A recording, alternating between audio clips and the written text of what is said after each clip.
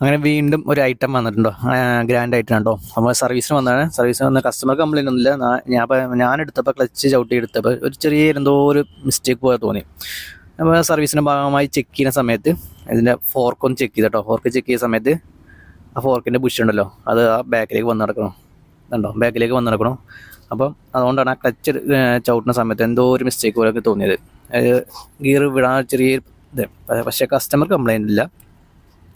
അങ്ങനെ നമ്മൾ ചെക്ക് നോക്കിയ സമയത്ത് കണ്ടാണ് ആ ഒരു ബുഷ് വന്നിട്ടുണ്ട്. അപ്പം ഞാൻ ബുഷ് മാറ്റാൻ തന്നെ ഗിയർ ബോക്സും കാര്യങ്ങളൊക്കെ ഇറക്കിയിട്ട് നമുക്ക് മാറ്റാൻ പറ്റുള്ളൂ. i10 i20 ഉള്ള പെട്രോളിനെല്ലാം കംപ്ലയിൻ്റ് ഉണ്ട് ഈ സംഭവം. ഞാൻ ബുഷ് നമ്മൾ കസ്റ്റമറോട് ഇൻഫോം ചെയ്തില്ല എന്നുണ്ടെങ്കിൽ സർവീസിന് സമയത്ത് എന്താ ചെക്ക് ചെയ്തില്ലാന്ന് ഒരു റിട്ടേൺ ഇങ്ങോട്ട് ചോദ്യം ചോദിക്കും. അപ്പോൾ മുൻകൂട്ടി നമ്മൾ എന്തായാലും എസ്റ്റിമേറ്റ് ഇട്ട് കൊടുത്തിട്ടുണ്ട്. കസ്റ്റമർ ചെയ്യണോ ചെയ്യേണ്ടതെന്ന് കസ്റ്റമർ ഇത്. അപ്പോൾ നിലവിൽ ഇപ്പോൾ കസ്റ്റമർ ചെയ്യണില്ല, പിന്നെ ചെയ്യാറുണ്ട്. വണ്ടി കൊണ്ടുപോകുന്നുണ്ട്. ഇനി എവിടെയെങ്കിലും വഴി പെട്ട് കഴിഞ്ഞാൽ അപ്പോൾ നമ്മൾ പറഞ്ഞതിൻ്റെ പൊരുൾ അവർക്ക് മനസ്സിലാവുള്ളൂ.